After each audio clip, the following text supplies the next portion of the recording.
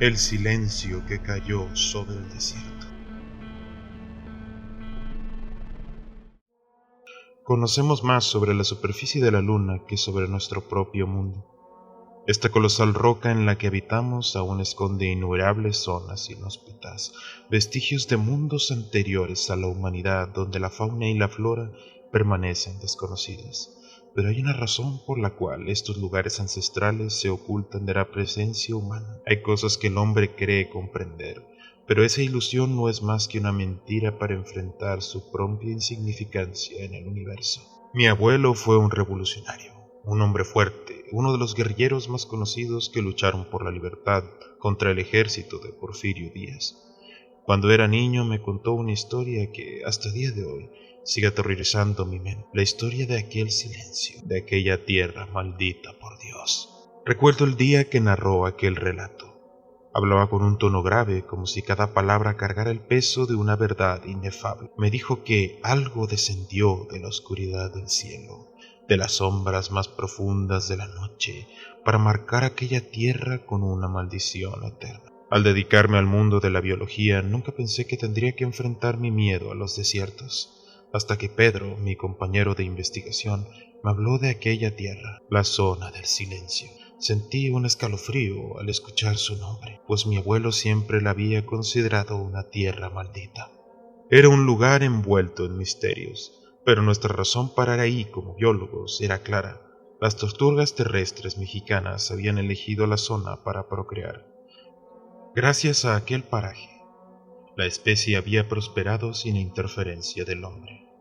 Se hablaba mucho sobre los mitos y leyendas de aquel rincón inhóspito del desierto, la tecnología que fallaba inexplicablemente debido al magnetismo, su supuesta conexión con el Triángulo de las Bermudas, ese otro lugar enigmático donde los barcos y aviones desaparecían sin dejar rastro, e incluso el ganado de los rancheros, que según contaban, escapaba solo para ir a morir en aquel desierto marchito. Aún así, mi trabajo como biólogo y médico veterinario me llevó a aquellas inhóspitas tierras que mi abuelo decía que el mismo diablo había marcado con su sello. Nuestro objetivo era explorar y descubrir el enigma detrás de la prosperidad de aquellas tortugas en un entorno tan extremo. Debíamos analizar su alimentación, el tamaño de su población, su tasa de natalidad y mortalidad, entre muchos otros factores. Todo aquello nos llevó a internarnos en esa tierra marchita para hacer nuestro trabajo. Maldigo el día en que Pedro me convenció de adentrarme en aquel desierto, en esa tierra que mi abuelo, con sabiduría, siempre decía que estaba maldita. Me maldigo a mí mismo por no haberlo escuchado, por no haber recordado su relato, esa advertencia que debí tomar en serio antes de poner un pie en aquel lugar prohibido por Dios. Pedro sabía que estaba investigando nuevas especies de tortugas del desierto. Un día me dijo que había rumores sobre tortugas con coloraciones extrañas en aquella tierra blasfema. Fue lo único que logró convencerme de aventurarme en ese mar de arena maldita. Cassandra, una compañera, en cambio tenía un enfoque más meticuloso. Quería rastrear la población de tortugas en esa región donde el hombre nunca pisaba. Un ecosistema pristino, tal vez el único refugio para estos reptiles. Pedro tenía un objetivo similar, pero sabía que mis conocimientos en medicina animal le serían útiles en el trabajo de campo. Con su insistencia y lógica terminé cediendo. Mientras avanzábamos por la carretera hacia aquella tierra, mi mente no dejaba de divagar en los relatos de mi abuelo. Él fue la única razón por la que en un principio me negué a ir a la zona del silencio. Contaba con su voz temblorosa que en una persecución del ejército contra su escuadra terminó perdiéndose en aquel desierto. Fue cuando el suelo mismo pareció abrirse en un resplandor rojo carmesí. La luz brotó de la nada como si la tierra hubiese sangrado el fuego. Los caballos enloquecieron, relinchaban con furia y pateaban el aire, derribaban a sus jinetes. Mi abuelo y sus compañeros, desorientados y varados en el desierto inhóspito, se preguntaban si aquello era una trampa del enemigo o si algo más los acechaba en las sombras. Aún recuerdo al mediodía cuando llegamos a esa tierra, equipado solo con lo necesario para sobrevivir un par de días. Pedro, como siempre, llevaba un rifle de bajo calibre. Cassandra cargaba un montón de artilugios para analizar e investigar, junto con cuadernos de estudios.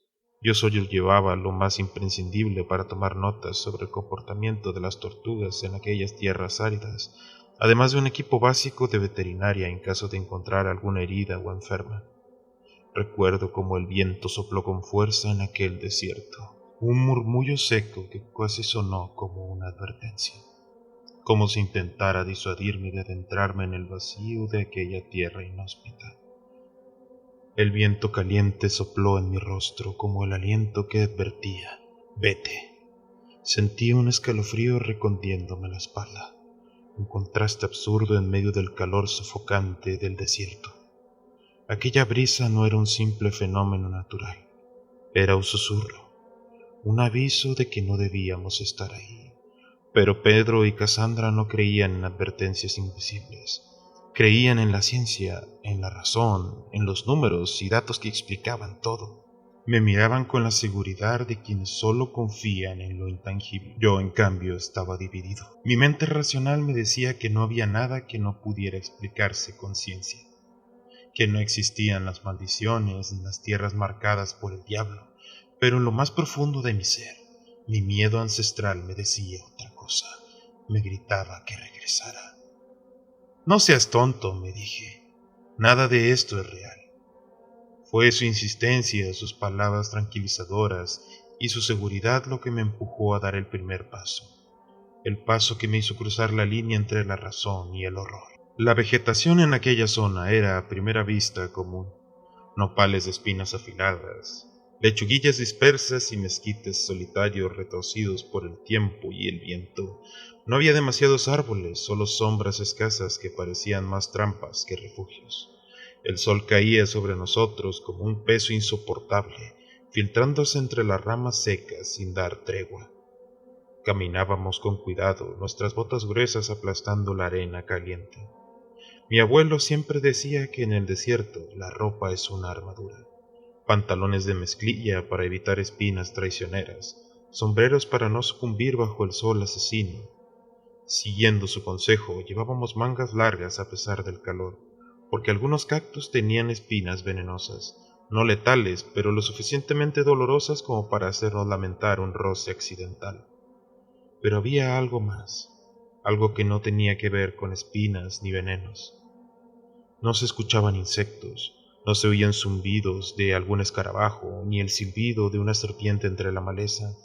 Era un silencio seco y tenso, como si todo lo vivo evitara esa parte del desierto.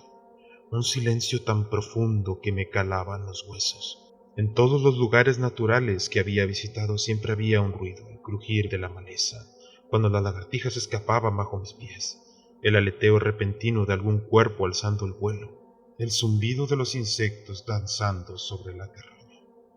Aquí nada, ni un solo movimiento, ni un murmullo de vida oculta entre los arbustos. Me detuve un momento, esperé conteniendo el aliento. Nada, como si el propio desierto estuviera conteniendo la respiración, como si esperara algo. Mis colegas no sentían lo mismo que yo. Mientras yo me detenía a observar la vastedad silenciosa del desierto, ellos ya se habían adelantado y montaban el campamento junto a un mezquite seco y nudoso, como el cadáver de un gigante olvidado. Cuando terminamos de instalar las tiendas, el viento cambió. Antes era un soplido cálido y árido, pero ahora llegó una ráfaga helada que me erició la piel. Algo en ella me hizo sentir vulnerable, expuesto. Levanté la vista sobre el horizonte. Se alzaban unas nubes oscuras y pesadas, masas grises que avanzaban con lentitud amenazante. Cumulonimbus, nubes de tormenta. Hice el cálculo mental observando la dirección del viento y la densidad del cielo. 3 horas, tal vez 4, antes de que la tormenta nos alcanzara. Lo suficiente para explorar un poco, pero lo suficiente para ignorar el presentimiento de que crecía en mi pecho.